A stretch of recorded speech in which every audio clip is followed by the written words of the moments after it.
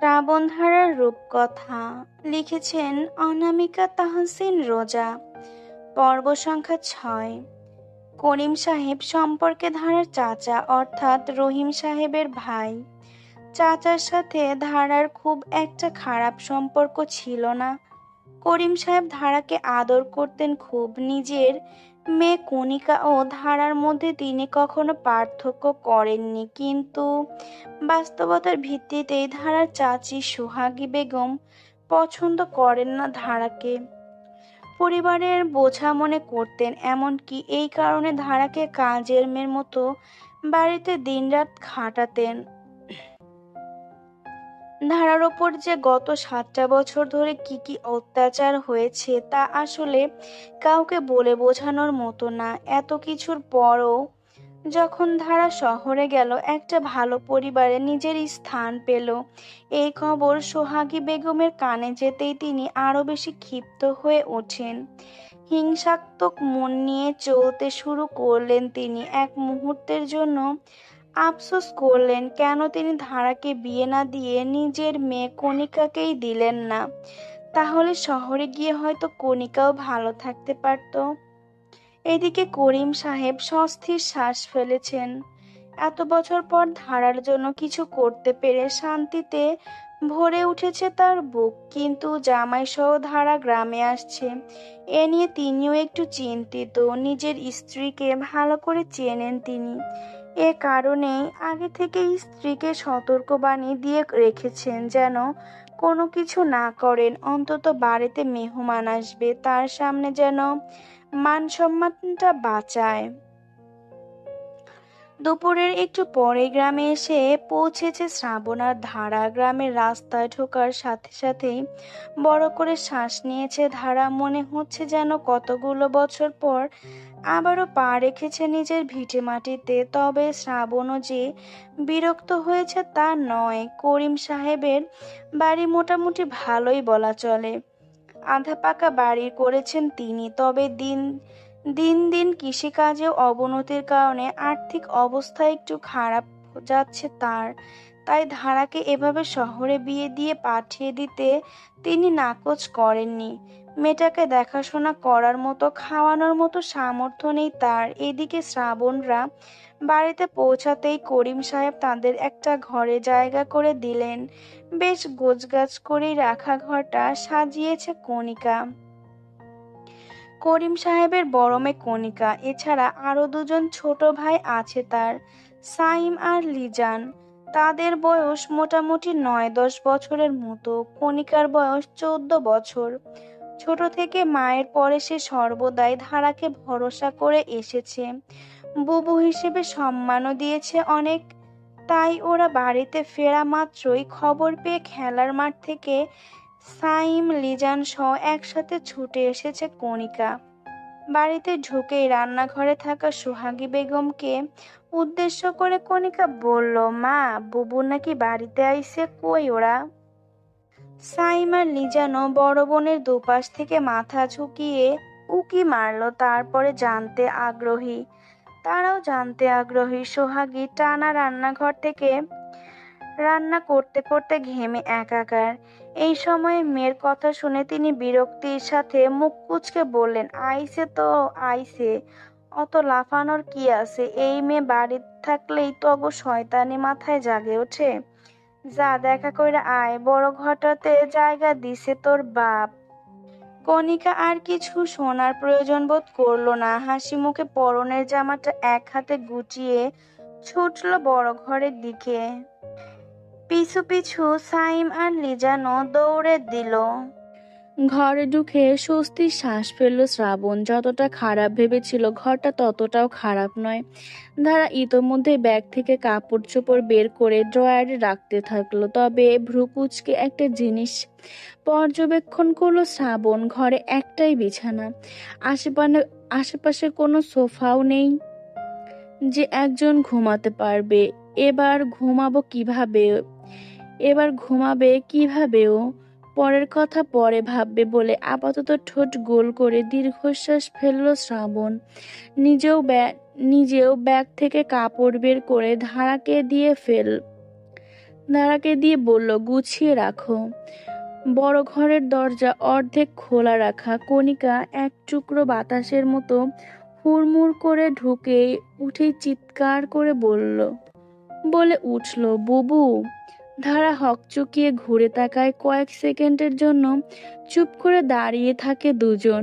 তারপর ধারা চোখ ভিজিয়ে ফেলে আর কণিকা ছুটে এসে তাকে জড়িয়ে ধরে। সাইম আর লিজান এক পাশে দাঁড়িয়ে খানিকটা অপ্রস্তুতভাবে তাকিয়ে থাকে তাদের দিকে। কণিকা ধারার বাহু ধরে চকচক দৃষ্টিতে তাকিয়ে বলল, বুবু, তুই তো একেবারেই সুন্দরী হইয়া গেছস। এতদিন পর তোকে আবার দেখতেছি, বিশ্বাসই হইতাছে না।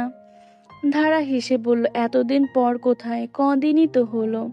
কণিকা মুখ কুঁচকে বলল, আরে ধুর, তুই না থাকলে তো আমার সময় যায় না, মনে হচ্ছে কতদিন দেখি নাই তোরে। ধারা কণিকার মাথায় হাত বুলিয়ে দিয়ে বলল, তুইও তো অনেক বড় হয়ে গেছিস, কেমন আছিস সবাই? এই সময় সাইম এগিয়ে এসে বলল, বুবু, তুমি এখন কি আসলে শহরের মানুষ হইছো নাকি? তোমার জামা কাপড় কত সুন্দর লাগছে, শাড়িটা খুব সুন্দর মানাইছে তোমারে, দেখেই রাজকন্যার মতো লাগতেছে। ধারা ওদের বাচ্চা সুলভ কথা শুনে ঠোঁট চেপে হাসলো। লিজান বাকিদের থেকে একটু বেশি চালাক, ছোট থেকেই ওর বিচক্ষণতা মুগ্ধ করে সবাইকে, তাই বরাবরের মতোই বাকিরা ধারাকে নিয়ে ব্যস্ত থাকলেও লিজানের চোখ তীক্ষ্ণ দৃষ্টিতে পর্যবেক্ষণ করছে শ্রাবণকে। হাঁটুর থেকেও কম বয়সী ছেলের এমন দৃষ্টি দেখে ভ্রু কুঁচকে তাকালো শ্রাবণ। ভ্রু উঁচিয়ে ইশারায় জানতে চাইল কি হয়েছে। লিজান এবার শ্রাবণকে আর একটু দেখে কৌতূহলী গলায় ধারাকে জিজ্ঞাসা করলো, বুবু, এটাই কি সেই বুড়ো লোক যার সাথে তোমার বিয়ে হইছে? তৎক্ষণাৎ বিষম খেলো শ্রাবণ, চোখ বড় করে তাকালো পিচ্চিটার দিকে। তাকে কোন দিক দিয়ে বুড়ো লাগছে নিশ্চিত হতে আয়নায় তাকালো। এদিকে ধারার অনুভূতি শূন্য হয়ে তাকালো সবার দিকে। আসলে হয়েছে কি, ধারাকে মোটামুটি জোর জবরদস্তি করে বিয়ে দেওয়া হয়েছিল। সে নিজেও তো শ্রাবণকে চোখে দেখেনি বাসর রাতের আগে, তাই করিম সাহেব আর সোহাগী বেগম ছাড়া কেউই দেখেনি শ্রাবণকে। তবে সোহাগী বেগম পুরো গ্রামে পাচার করে বেরিয়েছে যে ধারার বর একটা বুড়ো, যদিও এটা একদমই সত্যি নয়। 26-27 বছরের এক যুবককে বুড়ো বলা যায় না। শ্রাবণ খানিকটা বিচলিত হয়ে অস্বস্তিতে হেসে ফেলল। ধারা ওদের দিকে তাকিয়ে ছোট করে বলল, হ্যাঁ, ইনি তোদের ভাইয়া হয়। কণিকা ঠোঁট গোল করে বোঝার ভঙ্গিতে ও বলল। এবার শ্রাবণের দিকে এগিয়ে এসে বিনয়ের সাথে বলল, ভাইয়া কেমন আছেন? শ্রাবণ একটু হেসে বলল, ভালো। তুমি খুবই স্মার্ট মেয়ে দেখছি।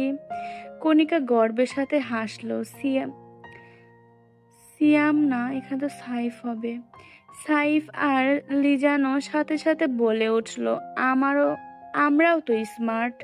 শ্রাবণ এবার হেসে ফেললো, বলল, তোমরাও। কণিকা এ পর্যায়ে বলে উঠল, ভাইয়া শুনেন, মা অনেক কিছু রান্না করতেছে আপনার জন্য। ততক্ষণে চলেন আমরা একটু পুকুর পাড় থেকে ঘুরে আসি। বুবু এখানে ঘরটা আর একটু গুছায় ফেলুক।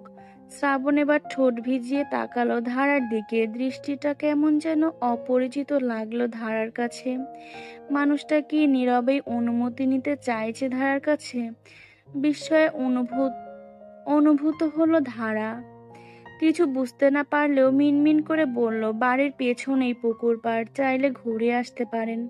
ততক্ষণে সবকিছুই গুছিয়ে ফেলি। শ্রাবণ মাথা নাড়ল, চোখের কোণে এক টুকরো হাসি জমিয়ে বলল, ঠিক আছে, তাহলে একটু ঘুরে আসি। লিজান এবার পেছন থেকে চেঁচিয়ে উঠল, কিন্তু ভাইয়া, আপনি কিন্তু এখনো বলেননি আপনি আসলেই বুড়ো নাকি? শ্রাবণ থমকে দাঁড়িয়ে পড়ল। ভ্যাবাচ্যাকা খেয়ে এক মুহূর্তের জন্য পুরো ঘর চুপসে গেল। তারপর শ্রাবণ নরম গলায় বলল, আমাকে দেখে আসলেই বুড়ো মনে হয়? লিজান সরল মনে মাথা নেড়ে, না, নায়কের মতো মনে হয়। শ্রাবণ এবার চোখ সরু করে বলল, দেখে বুড়ো মনে না হলে বুড়ো হই কি করে? আমার তো এখনো চুলও পাকেনি। সবাই হো হো করে হেসে ফেলল। সবার হো হো করে হেসে ওঠা দেখে লিজান ঠোঁট ফুলিয়ে বলল, তাইলে মা মিথ্যা কইছে? সাইম আর কণিকা এবার একসাথে শব্দ করে সশব্দে হাসলো। তারা বুঝতে পারলো পরিস্থিতিটা চাচি বলেছে মানে এমনি এমনি বলেনি, তাই ও সতর্কতার সাথে বলে উঠল, চাচি মনে হয় ঠাট্টা করেছে।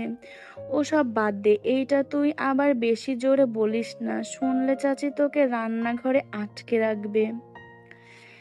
সাইম হেসে ফেলল। কণিকা তখন শ্রাবণকে নিয়ে ঘর থেকে বেরিয়ে যেতে যেতে বলল, চলেন ভাইয়া, একটা জিনিস দেখামো আপনারে। পুকুর পাড়ে একটা বড় জামরুল গাছ আছে। ছোটবেলায় বুবু ওই গাছেই ঝুলতো। সাথে সাথে চোখ বড় করে ভ্যাবাচ্যাকা খেয়ে কণিকার দিকে তাকালো শ্রাবণ। একটু সময় নিয়ে পেছনে ধারার দিকে তাকালো। ধারাও বেশ অপ্রস্তুত হয়েছে।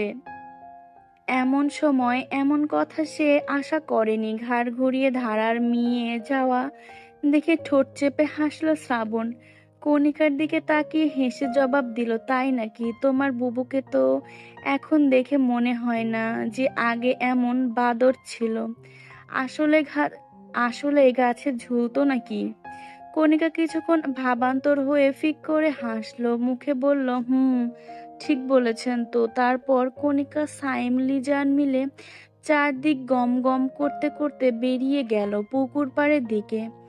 ধারা একরকম ধারা এক মুহূর্ত দাঁড়িয়ে রইল দরজার কিনারায়, তারপর আস্তে করে চোখ নামিয়ে ঘরের দিকে ফিরে তাকালো। ঘরের ভেতর শীতল বাতাস বইছে, জানালা খোলা, কিন্তু জানালার ফাঁকে ফাঁকে কিছু অদৃশ্য ছায়া, যেন কিছু অপূর্ণ সম্পর্ক, কিছু অপমান, কিছু পুরনো স্মৃতি ওকে ঘিরে রাখছে। ধারা হাঁটু গেড়ে বসে ব্যাগ খুলে গোছাতে শুরু করলো। আস্তে করে হাত বুলিয়ে ব্যাগের ওপর রাখা বেলি ফুলের মালাটার দিকে তাকালো। আজ নিজেকে প্রথমবারের মতো নিজের ঘরের অতিথি মনে হচ্ছে। এত বছর পর নিজের ঘরের মধ্যে এতটুকু উষ্ণতা পেয়ে কিছুটা চুপ করে থাকলো সে। কিন্তু সে জানে এই উষ্ণতার পেছনে একটা অন্ধকার দৃষ্টি সবসময় লুকিয়ে আছে। রান্নাঘরে থাকা সোহাগী বেগম ঠিক তখনই দরজার ফাঁক দিয়ে তাকিয়ে রয়েছেন, মুখে শুষ্ক গভীরতা, চোখে একরাশ সন্দেহ আর কিছু অজানা হিসেব। জান্নাতের কথা মনে পড়ল ধারার। কাল পরশু জান্নাতের সাথে দেখা করবে বলে মনস্থির করলো। আতিথেয়তার ত্রুটি রাখেননি সোহাগী বেগম। অনেক পদের রান্না নিয়ে হাজির হয়েছেন তিনি। ধারা তা দেখে মনে মনে শুকরিয়া পাঠ করলো। করিম সাহেবও খুশি হলেন। বাড়ির বারান্দার মেঝেতে বড় একটা পাটি বিছিয়ে দিল কণিকা। ধারাও প্লেট গ্লাস গোছাতে সাহায্য করলো। এরই মধ্যেই সাদিককে নিয়ে বাড়িতে প্রবেশ করলো শ্রাবণ। কিছু একটা নিয়ে হাসাহাসি করছিল ওরা। পাশে লিজান আর সাইমও আছে। শ্রাবণ সাদিকের সাথে দেখা করতে গিয়েছিল, করিম সাহেবের কথাতেই বাড়িতে নিয়ে এলো এখন। সাদিককে দেখে চেয়ারে বসা করিম সাহেব মুখ ভরে হাসলেন। এগিয়ে এসে বললেন, আরে সাদিক যে, এতদিন পর এই বাড়িতে পা পড়লো তোর? হ্যাঁ আইসিস, খুব ভালো করছিস। আয়, দুপুরে খাবারটা খাইয়া যা। সাদিক শ্রাবণকে পেয়ে আজ মহা খুশি। অনেকদিন পর বন্ধুর সাথে আড্ডা দিচ্ছে ও, তাই শ্রাবণের জোরাজুরিতেই এই বাড়িতে আসতে বাধ্য হয়েছে ও। আসলে বাড়িতে না আসার আরেকটা কারণ আছে, সেটা হলো কণিকা। বিষয়টা অবাক করার মতো হলেও সত্যি যে মাত্র 14 বছর বয়সী কণিকাকে মনে ধরেছে সাদিকের। এইটুকু মেয়ে যে কিভাবে তার মন চুরি করলো কে জানে। কিন্তু গত কদিন ধরেই সাদিক উপলব্ধি করেছে মেয়েটাকে সে অসম্ভব ভালোবাসে। এতটা ভালোবাসার পরেও আজ পর্যন্ত কাউকে সে একথা জানাতে পারেনি, এমনকি কণিকাকেও না। কণিকাও জানে না সে অজান্তেই কারো ঘুম হারাম করে দিয়েছে। কণিকা যদি বয়সে আর একটু বড় হতো তাহলে সাদিক কোনো সংকোচ ছাড়াই বিয়ের প্রস্তাব দিয়ে বসতো, কিন্তু আপাতত কিছুই করার নেই তার। এইদিকে কণিকাকে চোখের সামনে বারবার দেখলেও ভীষণ কষ্ট হয় ওর। বারবার মনের কথা প্রকাশ করতে ইচ্ছে করে, দুর্বল হয়ে যায়। তাই এতদিন ধরে এই বাড়ি থেকে দূরে আছে সাদিক। নইলে প্রায় যাওয়া আসা করতো সে। করিম সাহেব শ্রাবণের সাথে সাদিককেও নিজে হাতে টেনে নিয়ে এলেন বারান্দায় পাটি বিছানো জায়গাটায়। আয় আয় বস, তোর বন্ধুর বিয়েতে দাওয়াত খাওয়াইতে পারলাম না, আজকে আয় একটু তৃপ্তি কইরা খা। সাদিক ভদ্রভাবে হাসলো, এক পাশে বসলো। খুব ওর মুখে স্বাভাবিক ভাব দেখলেও চোখের পাতা কাঁপছে হালকা। কণিকা তখন ধারা আর লিজানের সাথে বসে থালা গুছাচ্ছিল। হঠাৎ চোখ পড়তেই সাদিক চুপচাপ কণিকার দিকে তাকিয়ে রইল। মেয়েটা বেশ বদলে গেছে। মাথায় বিনুনি, ঠোঁটে কিশোরী সুলভ হাসি, আর কাজের মধ্যে ডুবে থাকা শান্ত স্বভাবটা যেন সাদিকের বুকের ভেতর অনাহত হাওয়া তুলল। কণিকা তখনও বুঝতেই পারেনি কেউ ওকে এভাবে লক্ষ্য করছে। খুব স্বাভাবিক ভঙ্গিতে সে পানি ঢেলে দিচ্ছে গ্লাসে। শ্রাবণ খেয়াল করলো বন্ধুর চুপচাপ ভাবটা, মাথায় একটু কাত করে বলল, সাদিক কি রে, চুপ করে আছিস যে, কিছু হয়েছে, কোনো সমস্যা? সাদিক অপ্রস্তুত হয়ে হেসে ফেলল, আরে না না, সমস্যা কিসের, এতদিন পর আসলাম তো, জায়গাটায় কেমন নতুন লাগছে। করিম সাহেব গম্ভীর মুখে বললেন, নতুন না রে বাপ, জায়গা তো সে পুরান, তুই বড় হইয়া গেছিস তাই দূর দূর লাগতেছে। এই বাড়িতে তোরা সব ছেলেপুলেরা বন্ধুরা এসে খেলাধুলা করতি, মনে আছে? সাদিক মাথা নিচু করে বলল, মনে আছে চাচা, খুব ভালো করেই মনে আছে। এই সময়ে ধারা এসে কণিকার পাশে বসে প্লেটে গিয়ে দিল। শ্রাবণ আশেপাশে তাকিয়ে সতর্ক হলো। এরপর বেশ নিচু স্বরেই বলে উঠল, তুমি খাবে না? কথাটা শুনতে পেল কণিকাও। চমকপ্রদ হয়ে তাকালো ধারা। সবার দিকে এক পলক তাকিয়ে বলল, আপনি খেয়ে নিন, আমি চাচি আর কণিকার সাথেই খাবো। শ্রাবণ মাথা নেড়ে ঠিক আছে বলল। কণিকাও হালকা মাথা নাড়ল। তখন চোখ পড়ে সাদিকের দিকে। অদ্ভুত এক মুহূর্তে দুজনের চোখ মেলে যায়। সাদিক সঙ্গে সঙ্গেই চোখ নামিয়ে ফেলে। তার মনটা কেমন যেন ধাক্কা খায়। আবার আবার প্রশান্তিও পায়। লিজান আর সাইম তখন উৎফুল্লভাবে কথা বলছে। সাদিকের অপ্রস্তুত ভঙ্গিমা দেখে শ্রাবণ মুচকি হাসে। নিচু স্বরে সাদিকের কানে বলে, হয়েছেটা কি তোর? এতক্ষণে তো ঠিকঠাক ছিলি, এ বাড়িতে ঢোকার পর থেকেই হাওয়া সব কই গেল? সাদিক কথাটা এড়িয়ে যাওয়ার জন্য দুষ্টু হেসে শ্রাবণের কানের কাছে গিয়ে বলল, তুমি আমার কথা বাদ দাও বন্ধু, নিজের কথা ভাইবো, কাহিনী তো দেখতাছি তুমি খাবা না। বাপরে, এখনই এত আহ্লাদ, বউ ছাড়া খাইতে মন চায় না। শ্রাবণ সাদিকের কথা এবার পুরোপুরি অপ্রস্তুত হয়ে গেল। এক ঝটকায় মুখ ঘুরিয়ে নিল ও গলায় হালকা কাশির ভান এনে প্লেটের দিকে মনোযোগ দিল, যেন কিছুই হয়নি। কিন্তু গাল দুটো ঠিকই লাল হয়ে উঠেছে। সেটা চাপা পড়ল না। থেমে গিয়ে একবার আর চোখে ধারার দিকে তাকালো শ্রাবণ।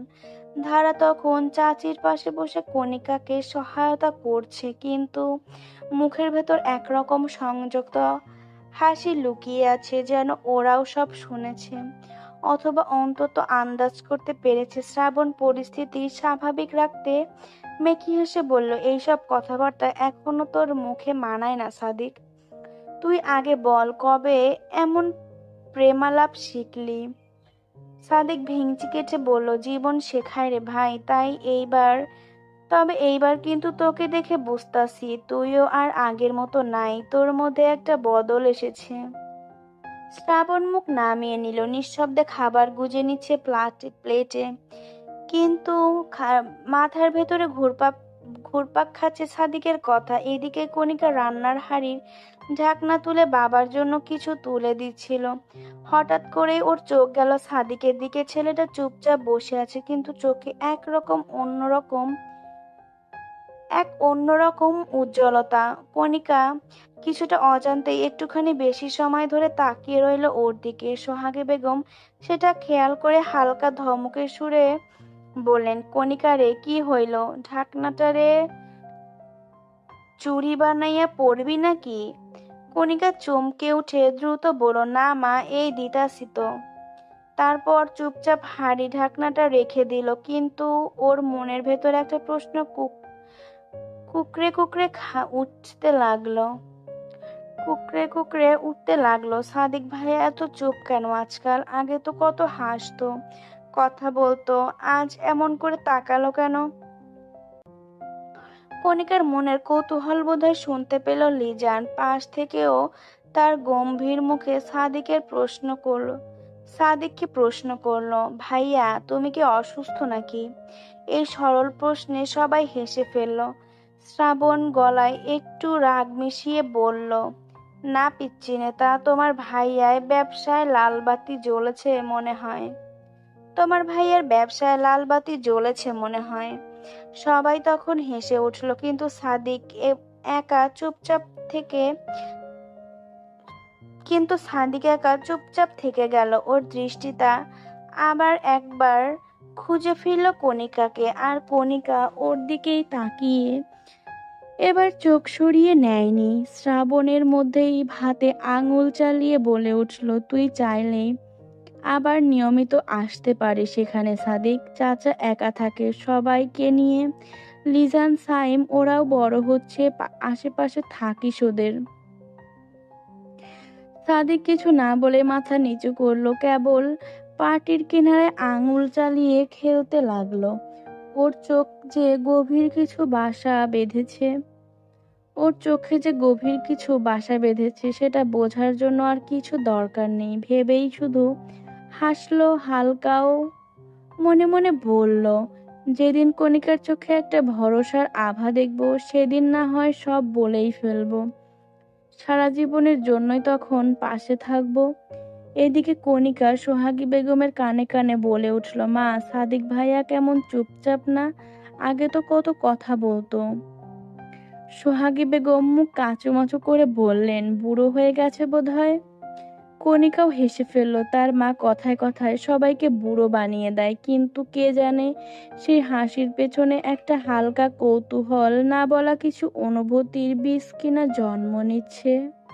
সরল মানুষের জন্য পৃথিবীটা আসলে খুব সহজ। তাদের কখনো অতিরিক্ত চিন্তা ভাবনা থাকে না, না বললেই চলে। ধারাই তার জলজান্ত উদাহরণ। রাতে খাওয়া দাওয়া শেষ করার পর শ্রাবণ পড়েছে মহাবিপাকে। ঘরে ঢুকতে অস্বস্তি হচ্ছে তার।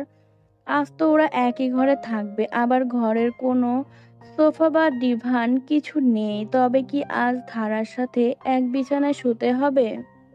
বিষয়টা কোনোভাবেই মানতে পারছে না শ্রাবণ। সে নিজেও জানে এমন আচরণ করা উইয়ার্ড, খুবই অযৌক্তিক, কিন্তু এতে তারই বা কি দোষ? হুট করে একটা বাচ্চা মেয়ের সাথে সম্পর্কে বাধা যায় নাকি? শ্রাবণ যতবারই স্বাভাবিক হওয়ার চেষ্টা করছে, ততবারই বয়সের ফারাকটা মাথায় ঠোক্কর খাচ্ছে। ধারার দিকে তাকিয়ে তাকে বউ ভাবতে গেলেও বিরক্ত লাগছে শ্রাবণের। যতই যা হোক না কেন, তখনই বিরক্তিতে মুখ কুঁচকে উঠছে তার। কিছুই ভালো লাগছে না। বিয়ে, বউ, সংসার, এগুলো নিয়ে প্রত্যেকটা পুরুষের স্বপ্ন থাকে, মনে থাকে গোপন এক ছবির আঁকা ক্যানভাস। একটা সময় তারা ভাবে সন্ধ্যার পর ক্লান্ত শরীর নিয়ে ঘরে ফিরবে, দরজায় অপেক্ষা করবে একটা চুপচাপ হাসি মাখা মুখ, এক কাপ চা এগিয়ে দেবে কেউ, জানালার ধারে বসে দুজনে চুপ করে গল্পহীন গল্প বলবে। তারা চায় এমন এক সঙ্গী যার চোখের নিজের জন্য মায়া থাকবে, অথচ সেই মায়ার ভেতরেও থাকবে প্রাপ্তবয়স্ক বোঝাপড়া।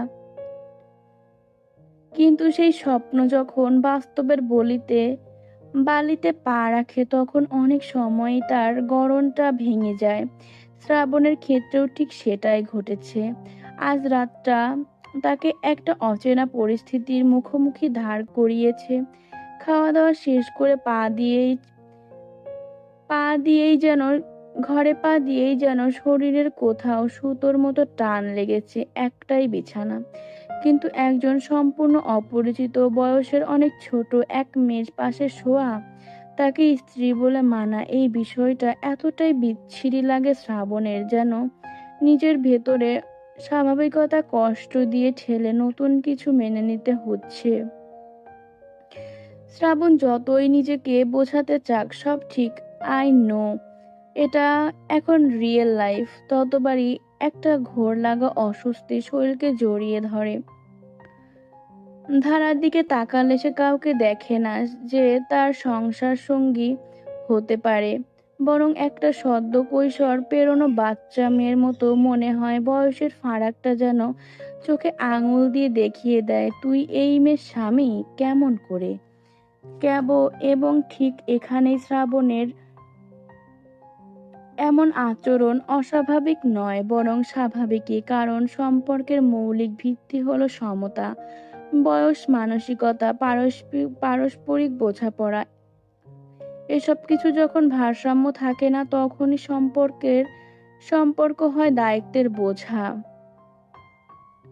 একটা মানুষ যখন নিজেকে মানাতে গিয়ে প্রতিনিয়ত নিজেকে ঠকায়, তখন সে ধীরে ধীরে বিরক্ত হয়ে ওঠে। শ্রাবণের সেই বিরক্তি আসলে ধারার ওপর নয়, তা তার নিজের বাস্তবতা নিয়ে, নিজেরই সিদ্ধান্তের প্রতি একরকম অভিমান। একটা মানুষ যখন এমন বাস্তবতার মুখোমুখি হয়, তখন তার অস্বস্তি, ক্লান্তি আর ছটফটানি সবই আসলে মনের স্বাভাবিক প্রতিক্রিয়া। শ্রাবণ হয়তো ভালোবাসা খুঁজতে চায়, কিন্তু সেই ভালোবাসার পথে যে ছায়া পড়েছে, বয়সের তফাৎ, তা তাকে ফিরিয়ে রাখছে একটা অস্পষ্ট কষ্টের, অজানা অপরাধে। কিন্তু কি আর করার, জন্ম মৃত্যু বিয়ে তো ওপরওয়ালার হাতে। দীর্ঘশ্বাস ফেলল শ্রাবণ, বড় করে শ্বাস নিয়ে ঘরে ঢুকলো, কিন্তু সহসা অবাক হলো। বিস্ময়ে তাকিয়ে রইল মেঝেতে হাঁটু গেড়ে বসে মাদুর বিছিয়ে গোছাতে থাকা ধারার দিকে। মেঝেতে বিছানা পাচ্ছে মেয়েটা, কিন্তু কার জন্য? শ্রাবণের জন্য তো মনে হয় না, তাহলে কি নিজের জন্যই? ঠোঁট ভিজিয়ে এগিয়ে আসলো শ্রাবণ, এক পলক ঠিক মতো তাকাতেই বুঝলো মেয়েটা মাত্রই গোসল করেছে। আশ্চর্য, এত রাতে গোসল করার দরকারটা কি? ভেজা চুল নিয়ে এই রাতে শুয়ে পড়লে তো ঠান্ডা লাগতে পারে। গলা খাকারি দিয়ে মনোযোগ আকর্ষণ করলো শ্রাবণ। তৎক্ষণাৎ মেঝেতে বিছানা গোছাতে থাকা ধারা ফট করে তাকিয়ে তড়িঘড়ি করে বলল, আমি আপনার বিছানা গুছিয়ে দিয়েছি, খাটে শুয়ে পড়ুন, নতুন বালিশও রেখেছি, ঘুমোতে অসুবিধা হবে না বোধহয়। শ্রাবণ শূন্য চোখে তাকিয়ে থাকে মেয়েটার দিকে। আচ্ছা, এই রাতের স্নিগ্ধতায় কি মেয়েটাকে আর একটু মায়াবী লাগছে? এত স্নিগ্ধ দেখাচ্ছে কেন মেয়েটাকে? এত সুন্দর লাগছে কেন? শ্রাবণের অপলক দৃষ্টি দেখে চোখ পিটপিট করে তাকালো ধারা, মিনমিন করে বলল, কিছু বলবেন? সংবিত ফিরে পেল শ্রাবণ, আশেপাশে তাকিয়ে নিজেকে ধাতস্থ করে বলল, মেঝেতে বিছানা পাতছো কেন? মানে তুমি মেঝেতে ঘুমাতে পারবে? ধারা হাসলো, গাল ফুলিয়ে শব্দহীন হাসলো। হাসিটার মানে বুঝল না শ্রাবণ, তবে মুখটা বেশ শুকনো মনে হলো। এক মুহূর্তের জন্যই মনে হলো মেয়েটা উপহাস করে হাসছে। শ্রাবণ তাকিয়ে রইল ভ্রু কুঁচকে। হাসি বন্ধ করে একটু সময় নিয়ে ধারা এবার বলল, আপনি শুয়ে পড়ুন। শ্রাবণও আর কিছু বলল না, খাটের ওপর রাখা নতুন বালিশটাতে মাথা রেখে শুয়ে পড়ল। ধারা কিছুক্ষণ বসে থেকে আলো নিভিয়ে দিল, জানালার পর্দা সরিয়ে দিল। চাঁদের আলো রুম ঝিলিক মেরে রুমে আসছে। জ্যোৎস্না মাখা রাত আজ, তাই রুম অন্ধকার থাকলেও সবকিছু মোটামুটি আবছা আলোয় দেখা যাচ্ছে। ধারা ধীর পায়ে এসে নিজের পাতানো মাদুরে শুয়ে পড়ল। পাতলা একখানা কম্বল নিজেকে মুড়ে নিল। চুলগুলো এক চুলগুলো এখনো কিছুটা ভেজা, কিন্তু সে পাত্তা দিল না, যেন তীব্র ক্লান্তি গায়ে জড়িয়ে আছে নরম ধৈর্য। চোখ বন্ধ করার আগে একবার তাকালো জানালার দিকে। জানালার পর্দা হালকা সরিয়ে রাখা, সেই ফাঁক গলে চাঁদের আলো ঘরে ঢুকছে। না, আলো নয় ঠিক, যেন দুধে ধোয়া কোনো কোমল ছায়া। সারা ঘরে ছড়িয়ে পড়েছে একটা মায়াবী আবছা স্নিগ্ধতা, দেওয়ালের কোণে ছায়ারা নড়ছে, বাতাস নেই তেমন, তবু পর্দাটা টুকটাক দুলছে। শ্রাবণের চোখও খোলা, মাথা নিচু করে বিছানায় শুয়ে আছে সে। পাশে তাকিয়ে সেই আলোয় মোড়া ঘরটাকে দেখছে। ঘরটা হঠাৎ যেন নিঃশব্দ এক কবিতা হয়ে উঠেছে। মনে হচ্ছে এ ঘরে এখন আর মানুষ নেই, আছে জ্যোৎস্নার আলোয় পাথর গলা নরম নিঃশ্বাস, আছে দুইটা মন যাদের মাঝখানে বয়স, অস্বস্তি এবং কিছু না বলা ভাষা জমে আছে।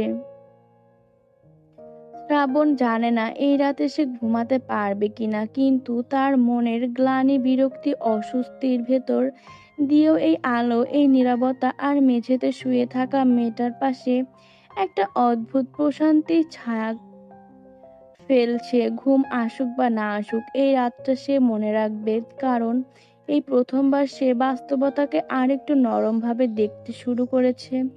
জ্যোৎস্নার আলোয় স্নান করেছে ঘরের প্রতিটা কোণা, জানালার ফাঁক গলে নরম আলো এসে পড়েছে বারান্দার ভেতরটায়। বাতাসের শব্দ নেই, শুধু দূরে একটা পাখি মাঝে মাঝে ডেকে ওঠে, যেন এই নীরবতা আরো প্রকট করে তোলার জন্যই। পাটিতে মেলে রাখা বালিশের ওপর চুপচাপ ছড়িয়ে রয়েছে ধারার চুল। এক পাশ কাত হয়ে শুয়ে আছে, তবে ঘুমায়নি। নিঃশ্বাসের গতিবিধিও যেন শুনতে পাওয়া যায়, এতটাই নীরবতা চারপাশে। অন্য পাশে শ্রাবণ সামান্য উঁচিয়ে রাখা মাথাটা বালিশে রেখে ছাদের দিকে তাকিয়ে আছে। সিলিং ফ্যান ঘোরে না, কেবল থেমে থাকা পাখার দিকে এক দৃষ্টিতে তাকিয়ে যেন নিজেরই কিছু ভাবনায় পেছনে ফেলে এসেছে। তার চোখে এখন ঘুম নেই, কিন্তু ক্লান্তি আছে। ধারা পাশেই আছে, ঠিক জানে সে, তবুও কিছু বলছে না, বলার ইচ্ছেও নেই, কারণ এই নীরবতা তার নিজের ভেতরকার কথাগুলো যেন শুনতে দিচ্ছে। জ্যোৎস্নার আলো, পাখার নীরবতা আর এই রাত, সব মিলিয়ে যেন একরকম অপার্থিব হয়ে উঠেছে সময়টা। মনে হচ্ছে এক মুহূর্ত থেমে আছে, না জেগে থাকা, না ঘুমিয়ে পড়া, শুধু নিঃশব্দে বয়ে যাচ্ছে শ্রাবণ আর ধারার মধ্যকার কিছু না বলা অনুভব। শ্রাবণ চোখের পাতা কাঁপছে না, চোখ জোড়া যেন চিন্তায় আটকে গেছে। মনের গভীরে একটা প্রশ্ন ঘুরছে, ধারা একটু আগে ওভাবে উপহাস করে হাসলো কেন? ওই হাসির পেছনে কি ছিল? ঠাট্টা, রাগ, কষ্ট, নাকি লুকানো কিছু? হালকা ঠোঁট বাঁকানো সেই চেনা ভঙ্গিমায় হাসি, কিন্তু আজ যেন সেটার মধ্যে কাঁটার মতো খোঁচা লেগেছে শ্রাবণের মনে। মনে হচ্ছে কিছু একটা সে বুঝতে পারছে না, কিছু একটা তার হাতছাড়া হয়ে যাচ্ছে।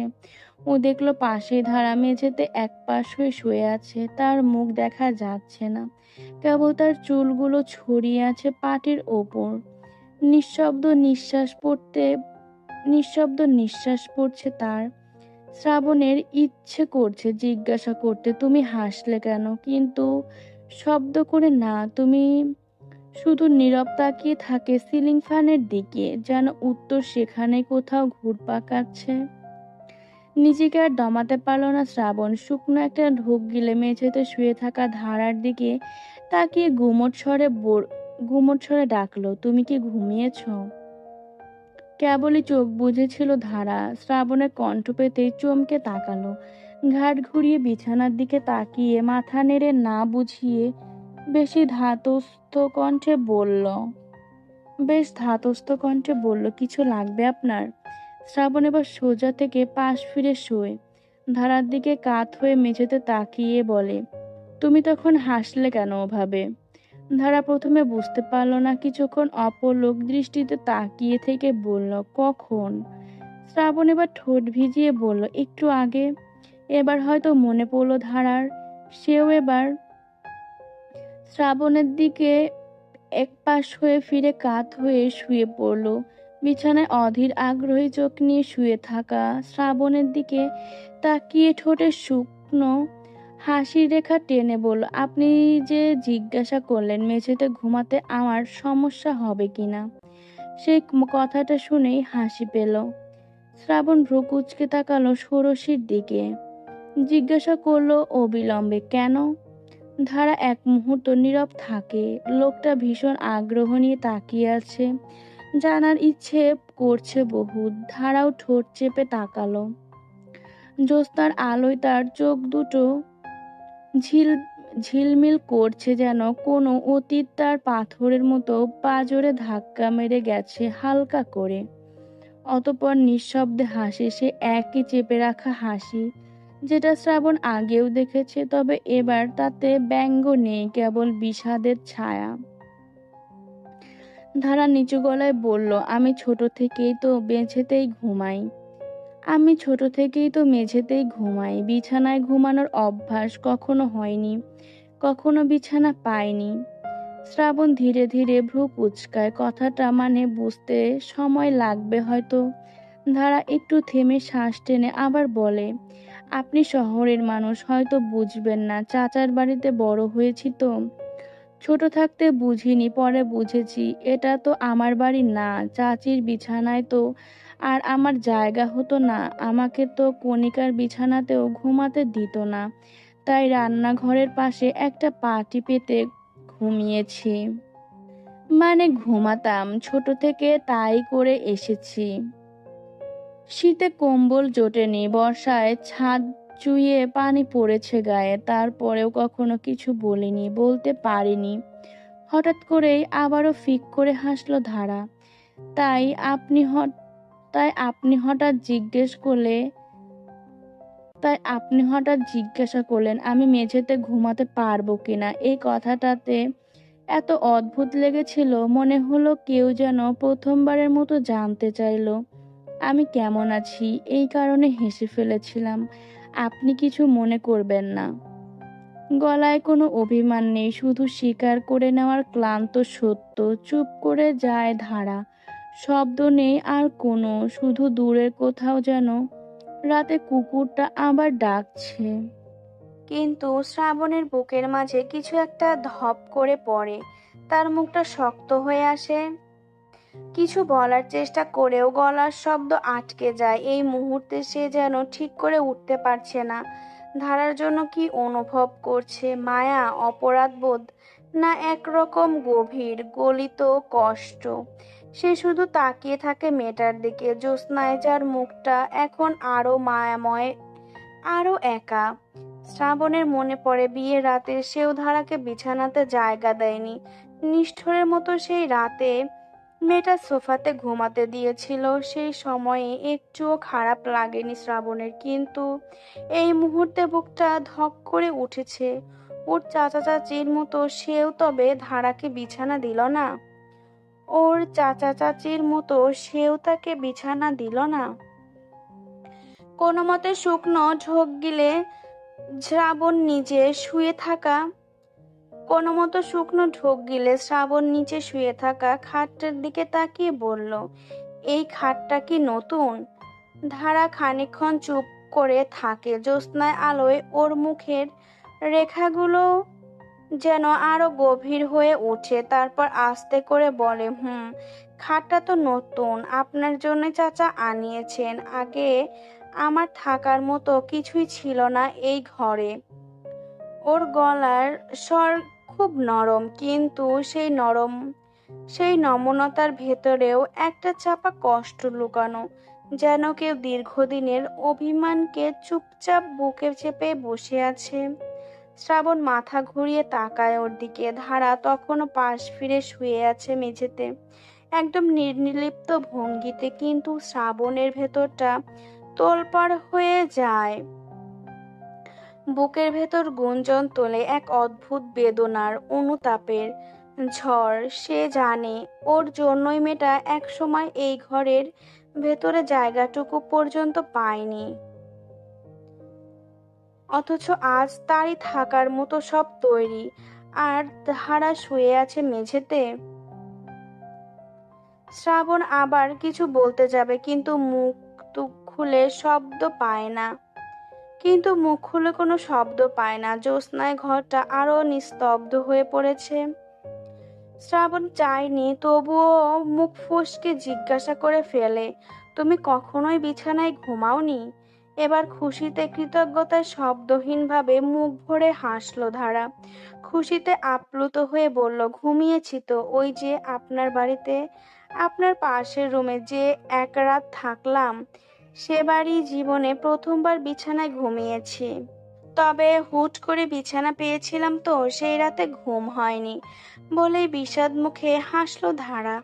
হয়তো কথাটা বলতে লজ্জা বা অস্বস্তি অনুভব করলো খানিকটা।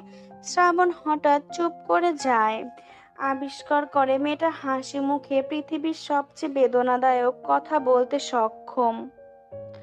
ধারার বলা কথাগুলো যেন ধীরে ধীরে শেকড়ে গেঁথে বসে শ্রাবণের বুকের গভীরে। একটা অদ্ভুত কষ্ট, একটা অক্ষমতা, একটা অনুতাপ ঘিরে ধরে তাকে। মেয়েটা এত সহজে বলে দিল সেই রাতে ঘুম হয়নি, অথচ সেই রাতে শ্রাবণ নিশ্চিন্তে ঘুমিয়েছিল। জীবনটা মেয়েটার জীবনে সবচেয়ে নরম বিছানা ছিল সেই রাতে, অথচ ঘুম ছিল না। শ্রাবণের ঠোঁট ফাঁক হয়ে যায়, কিন্তু কথাগুলো আর বেরোয় না। এই প্রথম, একেবারে প্রথমবার, এই প্রথম, একেবারেই প্রথমবার ধারাকে সে ভিন্নভাবে দেখছে, একটা নাম, একটা সম্পর্কের চেয়ে অনেক গভীর কিছুতে। শ্রাবণ গলার কাছে ধরা কষ্টটা লুকিয়ে নিয়ে ধীরে বলল, ঘুমিয়ে যাও, অনেক রাত হয়েছে। শ্রাবণ হয়তো নিজেরই ধাতস্থ করছে, কণ্ঠে কেমন একটা কম্পন টের পাওয়া গেল, যেন নিজেকেই বোঝাতে চায়, আর যেন কিছু না শুনতে হয় আজ রাতে। আর নিতে পারবে না শ্রাবণ। বুক চিনচিন করে ব্যথা করছে তার। ঘরটা নিস্তব্ধ হয়ে পড়ে আবার। শুধু জানালার পর্দায় জ্যোৎস্নার দোলা। ধারাও আর কিছু বলে না, মেঝেতে শুয়ে জ্যোৎস্নার আলোয় চুপ করে চোখ বন্ধ করে থাকে। রাত গভীর থেকে গভীরতম হয়েছে। জ্যোৎস্নার আলো বারান্দায় ভাঙা কংক্রিটের দেয়ালে ছায়া ফেলে রেখেছে, পাখার ঘূর্ণন নিঃশব্দ। কিন্তু শ্রাবণের মাথার ভেতরে যেন অনবরত শব্দ বাজছে। সে চোখ তুলল একপাশে, ধারা মেঝেতে জড়সড় হয়ে ঘুমিয়ে পড়েছে। মুখটা কিছুটা অস্পষ্ট, তবুও চেনা। সেই মুখ যে খানিক আগেও কেমন তাচ্ছিল্যের হাসি হেসেছিল তার দিকে তাকিয়ে, অথচ এখন এতটা নিরীহ, এতটা নির্জন দেখায় তাকে, যেন কোনো পুরনো অভিমানের ওপর ঘুম নেমে এসেছে। আশ্চর্য, শ্রাবণ জানতো এই গ্রামে এসে রাতে সে বিরক্তিতে ঘুমাতেই পারবে না, কিন্তু তাই বলে যে এমন একটা উদ্ভট অনুভূতি নিয়ে ঘুম হারাবে তা ভাবেনি। শ্রাবণ অপলক তাকিয়ে থাকলো। মেয়েটার কাঁধের কিছু অংশ খোলা, চুলগুলো এলোমেলো, নিঃশ্বাস ছ- নিঃশ্বাস চলার ভারী ছন্দে যেন রাতটা আরো বেশি গভীর হয়ে উঠেছে। সে জানে আজ আর ঘুম আসবে না। নিজের ভেতরের জমে থাকা অনুচ্চারিত প্রশ্নগুলোর উত্তর খুঁজবে সে। ও এমন কেন? ওকে দেখলে কেন বুক ভার হয়ে আসে? আর কেন সে থেমে থাকে অন্যের দেখতে দেখতে? আর কেন সে থেমে থাকে ওকে দেখতে দেখতে? চোখের পাতা নামাতে পারছিল না সে। মনে হচ্ছিল একটা মুহূর্ত চোখ ফেরালেই ধারা হয়তো মিলিয়ে যাবে জ্যোৎস্নার সঙ্গে, অথচ তাকে হারানোর জন্য সে তো প্রস্তুত নয়। রাত গড়াতে থাকলো, কিন্তু শ্রাবণ শুধু তাকিয়ে রইল, মনে হলো যেন নীরব কোনো প্রহরী।